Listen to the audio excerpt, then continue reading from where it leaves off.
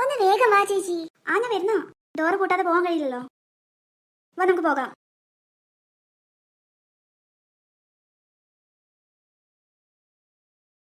ഉണ്ണി, നീയല്ലേ ആഷിയുടെ best friend, അതുകൊണ്ട് നീ തന്നെ പോയി ചോദിക്കേ. അയ്യോ ഞാനോ? അവൻ നിന്റെ ബെസ്റ്റ് ഫ്രണ്ട് അല്ലേ, അപ്പൊ നീ പോയി ചോദിക്കുന്നതല്ലേ. എന്നാലും ചേച്ചി, അഥവാ അവനോട് ഇല്ലെങ്കിലോ? അല്ല, അവനോട് ഉണ്ടോ നമുക്ക് അറിയണ്ടേ, അതിലല്ലേ നമ്മൾ വന്നേ.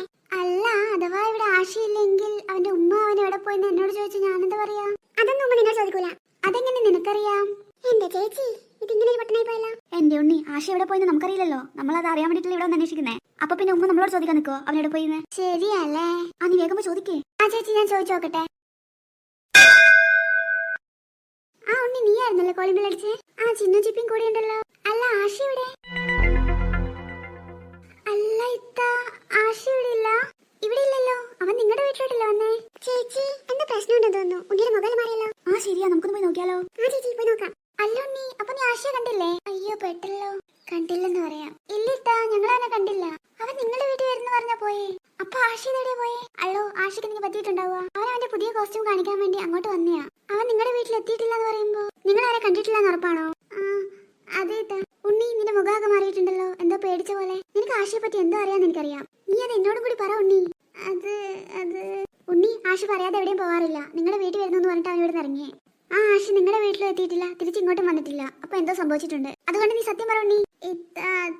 ഞാൻ പറയാം എന്താ സംഭവിച്ചെന്ന്. ആഷി അവന്റെ പുതിയ കോസ്റ്റ്യൂമും എടുത്ത് ഞങ്ങളുടെ വീട്ടിൽ വന്നായിരുന്നു. അവൻ ഞങ്ങളുടെ വീടിന്റെ ബാക്കിൽ ആ കോസ്റ്റ്യൂം അണിഞ്ഞു വന്നിട്ട് ചിന്നുവിനെ കണ്ടപ്പോൾ അവളെ പേടിപ്പിച്ചു. പേടിച്ച് ചിന്നു ബോധം കെട്ട് വീണു. ബാക്കി ഞാൻ പറയാം. ചിന്നു മരിച്ചു പോയിന്ന ഞാനും ആഷിയും കരുതിയേ. ആ ദേഷ്യത്തിന് ഞാൻ അവനോട് അവിടുന്ന് പോകാൻ പറഞ്ഞു. അയ്യോ, എന്നിട്ട് അത് കേട്ടപാടെ അവൻ അവിടെ നിന്ന് ഇറങ്ങി. ഞാൻ കരുതിയത് ഇങ്ങോട്ട് വന്നിട്ടുണ്ടാവുന്ന. അയ്യോ, അപ്പൊ ആഷിക്ക് എന്ത് പറ്റി? ഈ നാട് പോലും മര്യാദക്ക് അറിയാത്ത ചെക്കനാ. അവനെന്തെങ്കിലും പറ്റിയിട്ടുണ്ടാവോ? അവൻ ഇങ്ങോട്ട് പോയിട്ടുണ്ടാവും. ഇത്ത, നിങ്ങൾ കരയല്ലേ, നമുക്ക് അവനെ കണ്ടുപിടിക്കാം. അവൻ ദൂരെ എവിടെയും പോയിട്ടുണ്ടാവില്ല. അത് ശരിയാ, നമുക്ക് എല്ലാവർക്കും പോയി അവനെ അന്വേഷിക്കാം. വാ, ഇന്ന് നമുക്ക് ഇപ്പൊ തന്നെ ഇറങ്ങാം. അല്ല ഇത്ത, ഈ കാര്യം വീട്ടിലാരോടും പറയണ്ടേ? അത് വേണ്ട. ഉമ്മയും ആന്റി വീട്ടിലുണ്ട്, പക്ഷെ അവരോട് പെർമിഷൻ ചോദിച്ചിട്ട് പോക്ക് നടക്കില്ല. അതെന്താ? ആഷിയെ കാണുന്നില്ല എന്ന് അവരറിഞ്ഞാൽ ശരിയാവില്ല. വാ, നമുക്ക് ഇപ്പൊ തന്നെ ഇറങ്ങാം. ഇതെത്ര നേരമായി നമ്മൾ നടക്കുന്നു, എന്നിട്ട് ആഷിനെ എവിടെയൊന്നും കാണുന്നില്ലല്ലോ. നമുക്ക് കുറച്ചുകൂടി മുന്നോട്ട് പോയി നോക്കാം. ഇവിടെ അടുത്ത് തന്നെ അവനുണ്ടാകും. ആദിലയാണല്ലോ ഇത്. ഹായ് ആദി, നീ എന്താ ഇവിടെ? ആഷിക്കോ? അതാരാ? എന്റെ അനിയനാ. അല്ല ആദി, നീ കരയായിരുന്നോ? അല്ല, നിന്റെ അനിയൻ എവിടെ പോയി? അല്ല, എന്റെ അനിയൻ റോസ് കളർ ബനിയനും കണ്ണടയിലിട്ടൊരു കുട്ടിയാണോ? ഞാൻ കുറച്ചു മുമ്പ് അവനെ കണ്ടേ. അവൻ കരഞ്ഞോണ്ട് ഓടുന്നുണ്ടായിരുന്നു. ഞാൻ എന്താ കാര്യം അവനോട് ചോദിച്ചു, പക്ഷെ അവനൊന്നും മിണ്ടിയിട്ടുമില്ല, ഓട്ടോ നിർത്തിയില്ല. അയ്യോ, അപ്പൊ അവൻ എവിടെയുണ്ടെന്ന് എനിക്കറിയില്ലേ? അവൻ ഓടിയ വഴി വെച്ച് നോക്കാനാണെങ്കിൽ ഇവിടെ അടുത്തൊരു കാടുണ്ട്, അങ്ങോട്ട് അവനാണ് ചാൻസ്.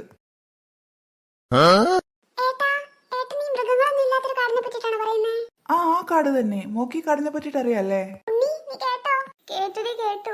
എന്താ പ്രശ്നം? ചേച്ചി, ആ കാട് ഭയങ്കര കുഴപ്പം പിടിച്ച കാടാണ്. മൃഗങ്ങളൊന്നും ആ കാട്ടിലില്ലാന്നല്ലേ പറയുന്നേ, പിന്നെന്താ കുഴപ്പം?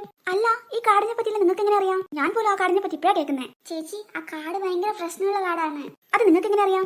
അത് ഞങ്ങളൊരു പ്രാവശ്യം കാട്ടിൽ പോയായിരുന്നു. ഇതെന്തെല്ലാം നിങ്ങൾ ഒപ്പിച്ചു വെക്കുന്നേ? വീട്ടിലൊരാളോട് പോലും പറയാണ്ട് കാട്ടിലൊക്കെ പോകുന്നു. പക്ഷെ ആ കാട്ടിൽ എന്താണ് പ്രശ്നം എന്ന് നിങ്ങൾ ഇതുവരെ പറഞ്ഞില്ലല്ലോ. ആ കാടിനെ പറ്റി പല കഥകളും ഉണ്ട്. ഇവരോ അങ്ങനെ എന്തെങ്കിലും കഥ കേട്ടിട്ടുണ്ടാവും. അതൊന്നുമല്ലേട്ടാ, ഞങ്ങൾ ആ കാട്ടിൽ പോയപ്പോ ബാക്കി പറ.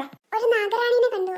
ഈ പിള്ളമാർ ഇത് ഏത് സീരിയലിന്റെ കഥയാ പറയുന്നേ? കാട്ടിൽ പോയിട്ട് നാഗറാണിനെ കാണുന്നു പോലും. അല്ല, നിങ്ങൾ എന്തിനായിരുന്നു കാട്ടിൽ പോയെ? അത് ചിന്നു എന്നെ പേടിപ്പിക്കാൻ വേണ്ടി കാട്ടിൽ കൊണ്ടുപോയതാ. പേടിപ്പിക്കാൻ പറ്റിയ സ്ഥലമാണല്ലോ കാട്. അല്ല, നാഗറാണിനെ കണ്ടു എന്നൊക്കെ പറഞ്ഞാൽ ഞങ്ങൾ ഇതെങ്ങനെ വിശ്വസിക്കുക? നാഗറാണി മാത്രമല്ല, ഒരു വലിയ കീരിയും ഉണ്ടായിരുന്നു കാട്ടില്. ആ വലിയ കീരി വേറെ എന്തെങ്കിലും ഉണ്ടായിരുന്നോ? ചേച്ചി കളിയാക്കൊന്നും വേണ്ട. നമ്മൾ വെക്കേഷൻ പോയി ബംഗ്ലാവിൽ പ്രേതയിലായിരുന്നോ? അതുണ്ടായിരുന്നു. ദൈവമേ, ഇവര് കുടുംബം മൊത്തമായിട്ട് വട്ടാണോ? നാഗറാണി അന്ന് ഞങ്ങളോട് പറഞ്ഞതാ ആ കാട്ടില് ഭയങ്കരമായ സാധനങ്ങളൊക്കെ ഉണ്ടെന്ന്. എന്ത് സാധനം അറിയില്ല, ചിലപ്പോ ഈ പ്രേതങ്ങളൊക്കെ പോലത്തെ ആയിരിക്കും. ആദി, ഒന്നിങ്ങ് വന്നേ, ഒരു കാര്യം പറയട്ടെ. എന്താ ഋഷി, എന്താ കാര്യം? ആദി, നീ ഒന്നും വിചാരിക്കരുത്. ഈ ഫാമിലിക്ക് എന്തൊക്കെയോ പ്രശ്നമില്ലേ? നീ എന്താ പറയുന്ന ഋഷി? ആദ്യം ഇവര് പറഞ്ഞു നാഗറാണിന്ന്, പിന്നെ പറഞ്ഞു വലിയൊരു കീരിയും ഉണ്ടെന്ന്, പിന്നെ ഇതാ പ്രേതവും. ഈ വട്ട് കേസുകളിലൂടെ നടന്നാൽ നിന്റെ അനിയനെ നിനക്ക് കിട്ടുമെന്ന് എനിക്ക് തോന്നുന്നില്ല. എന്തായാലും കാടിന്റെ അങ്ങോട്ടേക്ക് അവൻ പോയിട്ടില്ലേ, നമുക്ക് പോയി അന്വേഷിക്കാം. ഇവരെ കൂടെ കൂട്ടണോ? എടാ, ഇവര് ആശിനെ കാണാത്ത വിഷമത്തിലല്ലേ. ഇവരോട് ഞാനിങ്ങനെ വരണ്ടെന്ന് പറയാ. മാത്രമല്ല, ഇവര് പറഞ്ഞാൽ എന്തെങ്കിലും കാര്യം ഉണ്ടെങ്കിലോ? പിന്നെ ഭയങ്കര കാര്യ.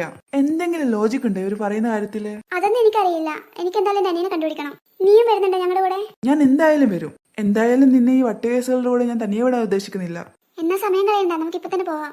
വാ, നമുക്ക് എല്ലാവർക്കും കാടിന്റെ അങ്ങോട്ടേക്ക് പോകാം.